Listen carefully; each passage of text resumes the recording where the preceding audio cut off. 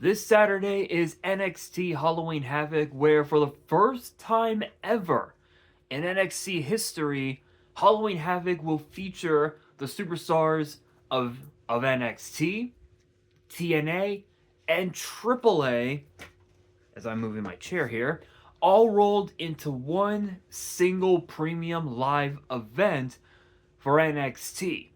This is going to be by far one of the biggest cards we had ever seen in NXT history this year alone. And we are going to kick things off with a tag team match that was announced just last night on NXT as the team of Javon Evans and the TNA X Division champion Leon Slater will take on AAA's Mr. Iguana and La Parca. Now, I will say, first and foremost, if you guys notice my current facial expressions, I've been a bit stressed because my phone, the one that I'm using to film this video, needs a different SIM card because I had a group chat on my phone and now I can't access it. Yeah, my phone is a complete mess because of Boost Mobile. Yeah, that basically proves that my grandmother was dumb for literally switching to Boost Mobile. Like, she should have stayed with T-Mobile. Everything would have been okay, but it is what it is. So I have been stressed for the last week now, and I've essentially given up at this point. So, to those that are in my group chat on my phone, I apologize. It's gonna be a while. Anyway, moving on. So, so this match is actually very unique because when you really think about it, this is the biggest case of NXT, TNA, and AAA colliding in the one single match because think about this. Everyone knows that La Barca and Mr. Iguana are two of the biggest stars right now in AAA. Like, people forget that Mr. Iguana is one half of the AAA Mixed Tag Team Champions, along with someone I don't know her name. I don't remember her name because we saw her at Triple Mania earlier this year, and I don't remember what her name was, unfortunately, but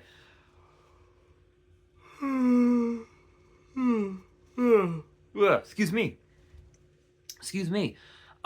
But he's current. I believe he's still one half of the AAA Mixed Tag Team Champions with her. I don't remember her name. And La Parca, we've seen him make several appearances on in WWE this year alone.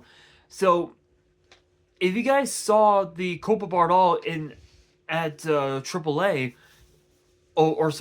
at Triple Mania earlier this year, La Barca had a hell of a showing, to be quite honest. And then, of course, you got Javon Evans, you got Leon Slater, the young OG, and the youngest in charge.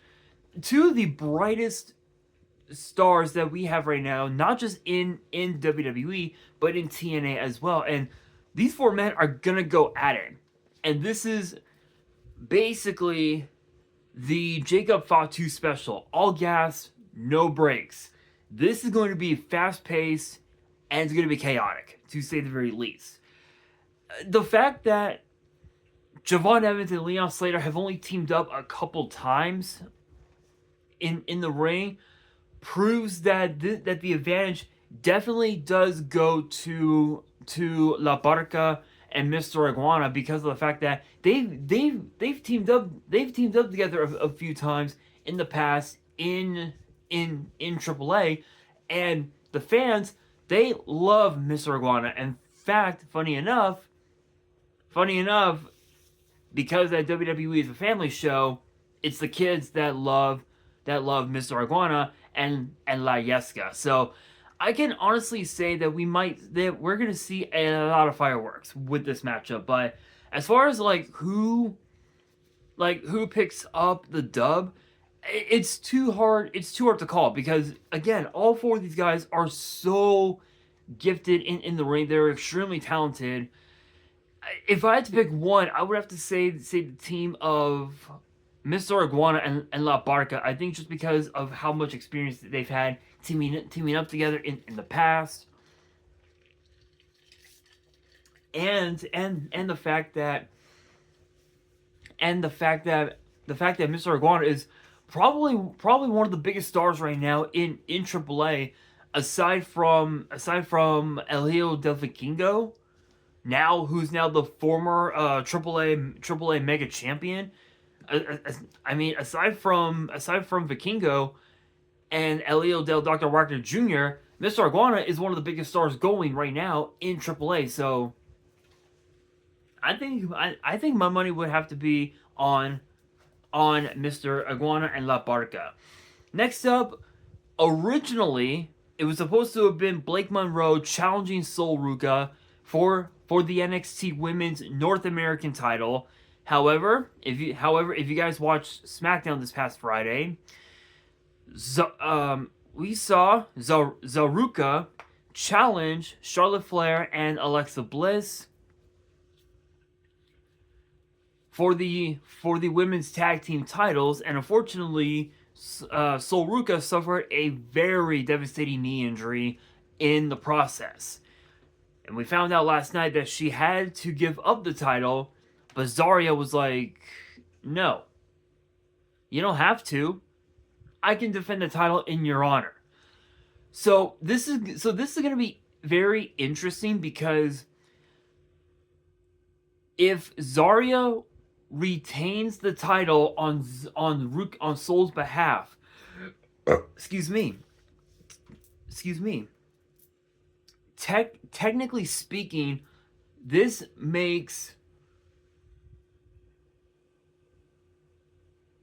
actually makes Zarya the new NXT Women's North American Champion.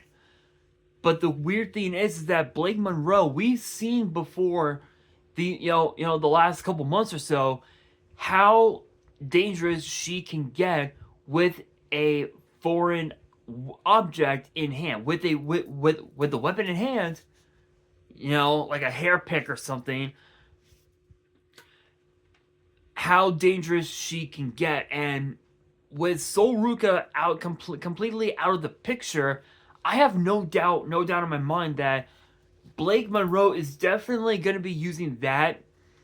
She's going to be using that weakness of Zarya's to her advantage, and she could walk out as NXT Women's North American Champion. But Zarya is such a dominant woman.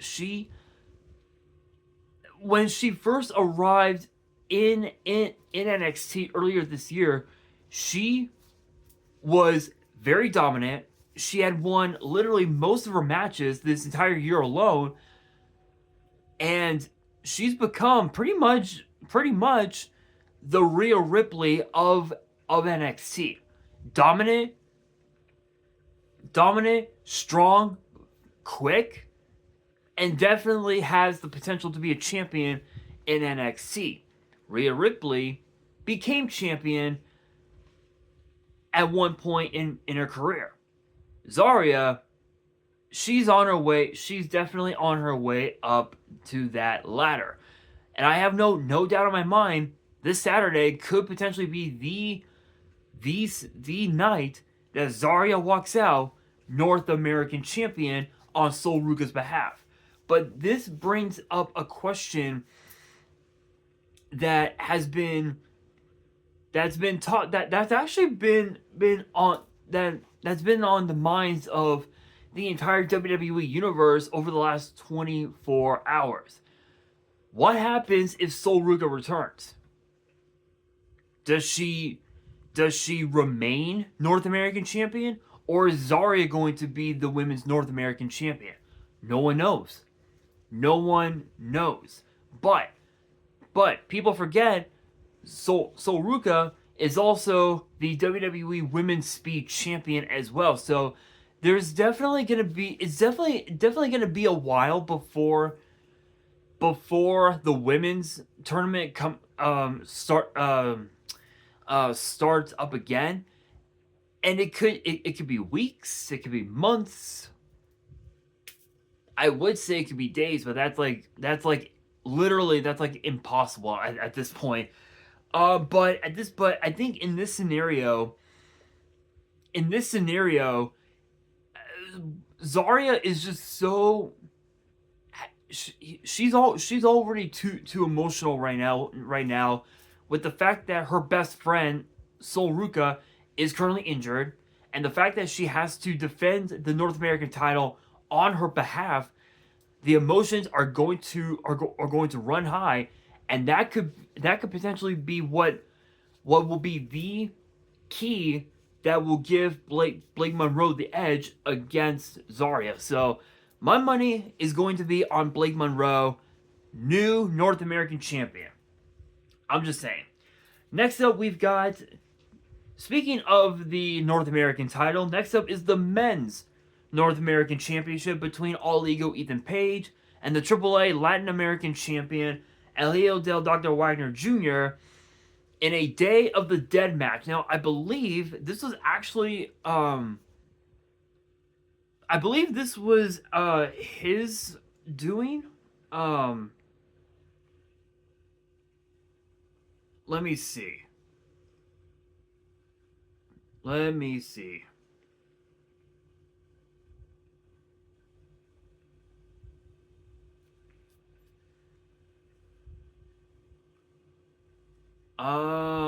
Okay, so apparently this was like a brand new ordeal. So according to what Ethan Page said last night on NXT, a Day of the Dead match is a match where it's anything goes.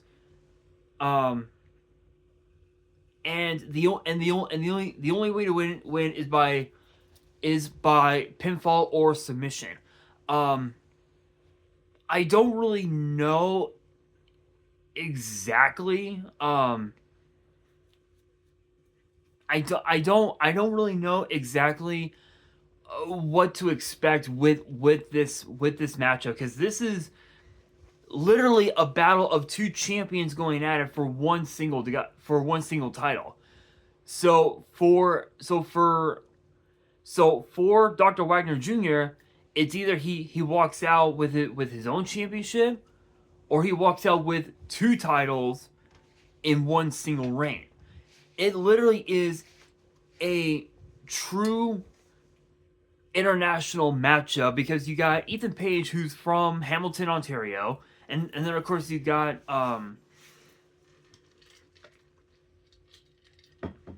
excuse me. And then of course you've got Elio del Dr. Wagner Jr., who is from Mexico, south of the border.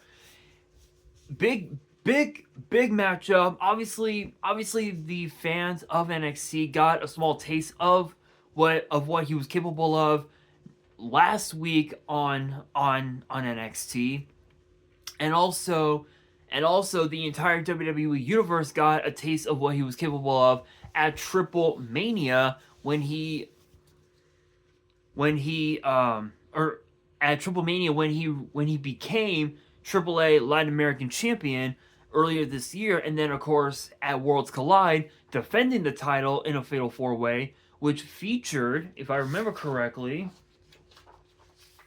going back to my book here, which featured the champion himself, Dragon Lee, who is now one half of the new World Tag Team Champions. So congrats to him and AJ Styles, Ethan Page, and JD McDonough. So yeah, that pretty crazy. Pretty fucking crazy if I say so myself. I will say though, I think this rematch that we're getting from Worlds Collide is going to be very unique. It's going to be interesting because again, we got a glimpse of Wagner Jr. at Triple Mania and at Worlds Collide, but now this Saturday we're going to be getting a massive dose of how dangerous Wagner can be in the ring when it's anything goes. Who walks out as champion? As crazy as it sounds, I think I would have to go with Ethan Page. I think just because of the fact that the last time he was in a match that had a stipulation, excuse me, I believe it was No Mercy. Was it No Mercy? I want to say it was. No. Worlds Collide, Clash in Paris. I think it was Heatwave. Yeah, I believe it was NXT Heatwave. No, it wasn't. Okay, so it must have been on an episode of NXT. If I remember correctly, I believe it was on an episode of NXT in Lowell, Massachusetts. I believe. I don't know. It's been a minute. But yeah.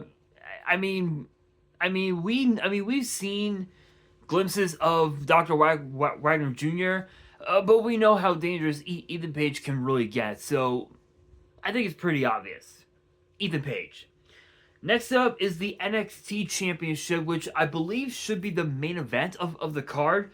It is Ricky Saints versus Trick Williams, and this actually kind of started a couple weeks ago at NXT Showdown when Trick Williams turned his back on not only on Ricky Saints but on Team NXT in the Men's Survivor Series elimination match. Ricky Saints got pinned by Mike Santana in a chaotic matchup to say the very least. And then of course two we saw at Battle for Glory, Mike Santana brought the TNA World Heavyweight Championship back to TNA for the first time since I believe Battleground earlier this year. Let's see, going back to my book. Yeah, for the first time since Battleground that the TNA World Championship went back to TNA. This is probably going to be, I wouldn't say it's going to be a squash match, but I would say this is going to be a very interesting matchup because of the fact that Trick has always been so rambunctious,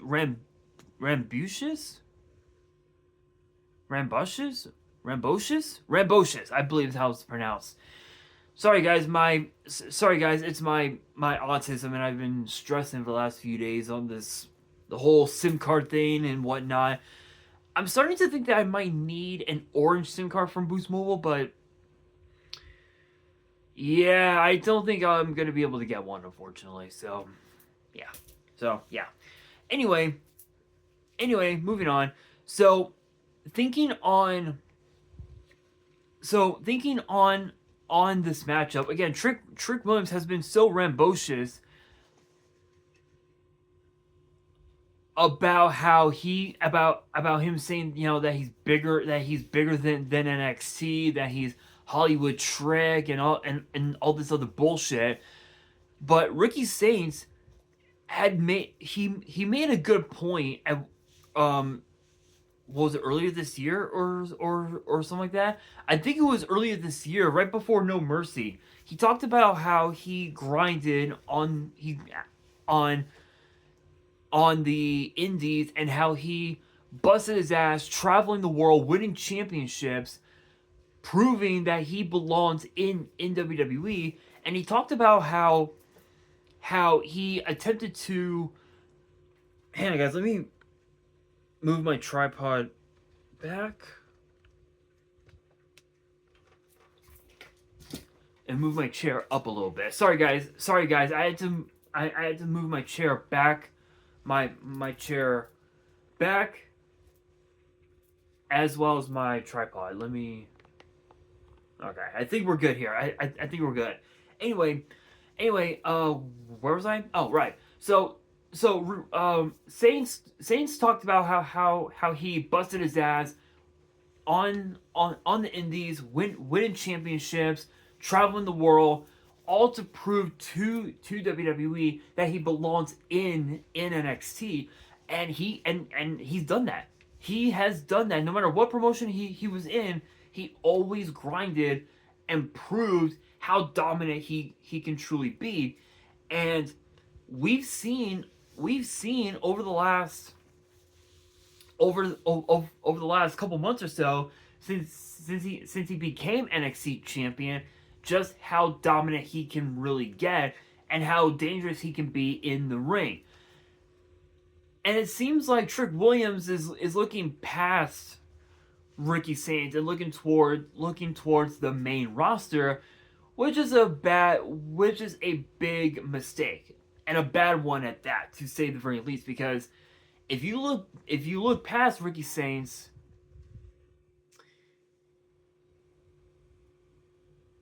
you're definitely gonna be getting your ass beat, 100%. So it comes down to the big question: who walks out as NXT champion? At this point right now, Trick Williams has done literally everything that he set out to do. He said that he was going to become NXT North American champion. He did that. He said he was going to become NXT champion. He did that. He said he was going to compete in the men's Dusty Cup. He did that with Carmelo Hayes. Yeah, sure, certain circumstances had happened, but at least he got into the Dusty Cup. He said that he was going to become NXT champion. He did that twice.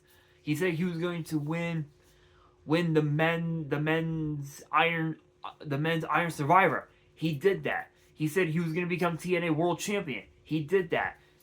What's left for Trick? Definitely not the NXT Championship, because he's looking past Ricky Sainz. He's looking past the title and looking at Raw or SmackDown. So I think at this point, if that's going to be the case in the eyes of Trick Williams, Ricky Sainz could walk out and still NXT champion. Next up is the NXT Women's Championship between JC Jane and Tatum Paxley, who last week on NXT won a battle royal to earn the right to become the number one contender. Now, obviously, we know that the battles that these two had over the last few years have been a bit interesting, to say the very least. They both grinded to get to the top. Obviously, JC Jane being a former two-time, three-time NXT Women's Tag Team Champion, a former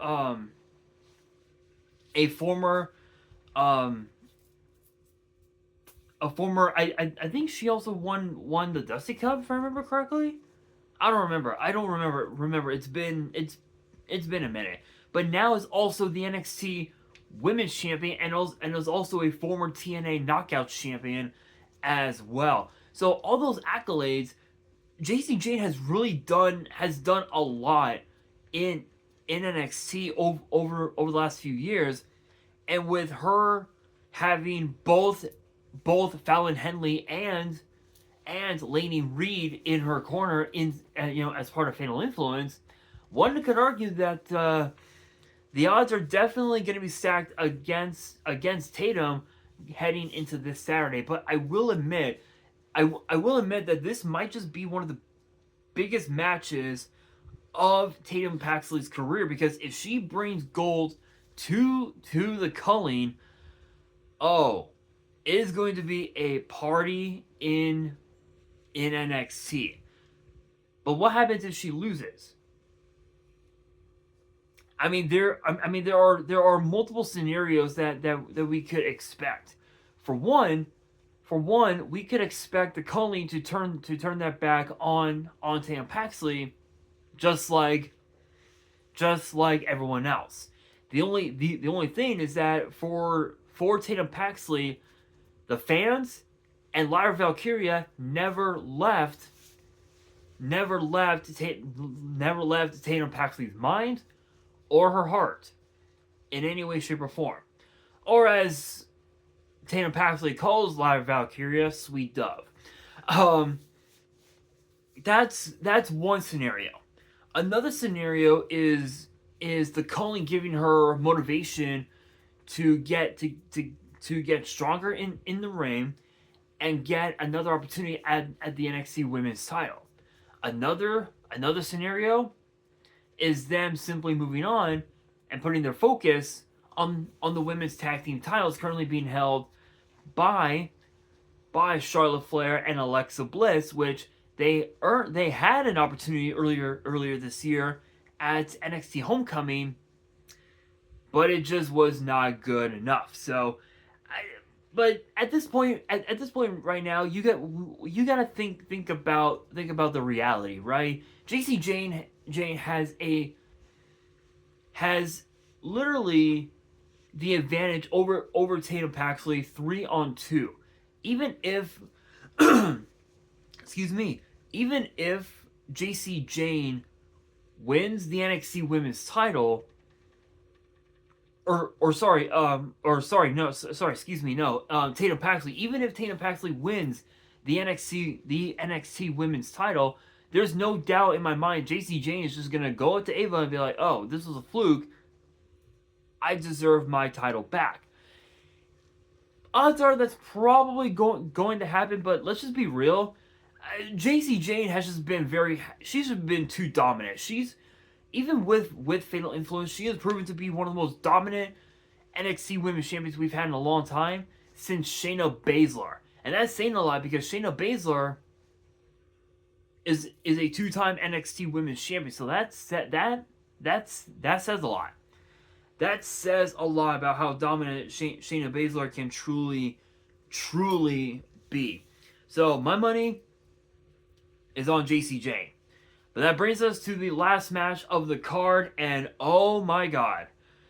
Dark State, you fucked up.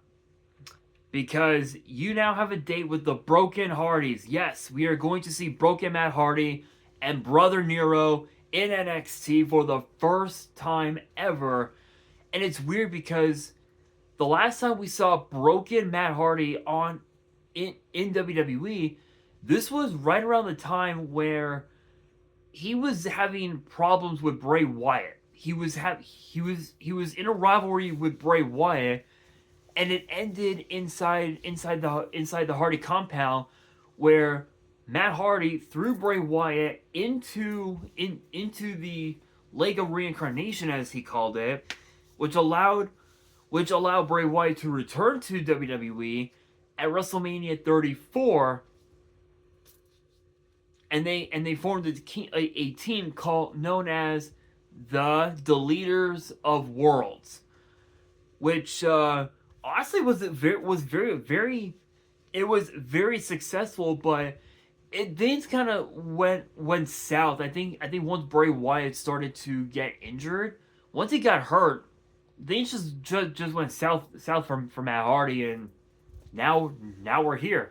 But for Brother Nero, this is a huge deal, because we never had Brother Nero show up to WWE. We've never had that side of Jeff Hardy show up to WWE at all. And it's weird because fans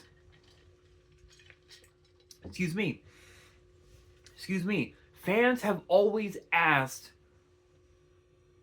Jeff Hardy if he would ever consider bringing not just Brother Nero to WWE, but also but also bring but also bring in Willow, which was another persona of Jeff Hardy's that we saw around 2013, 2014-ish, somewhere around there.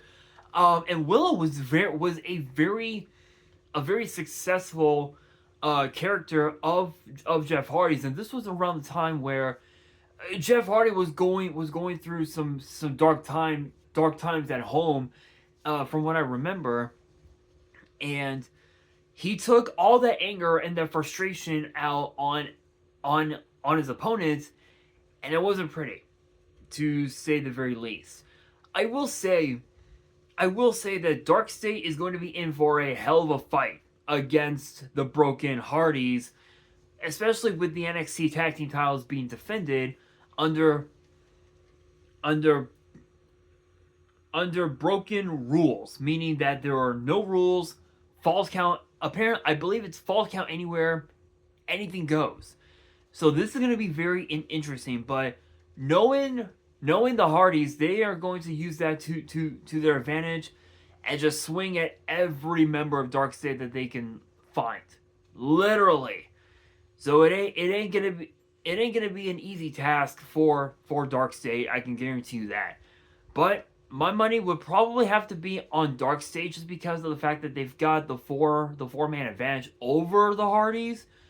But let's not forget, Javon Evans and Leon Slater both told the Hardys, "Hey, we got your back.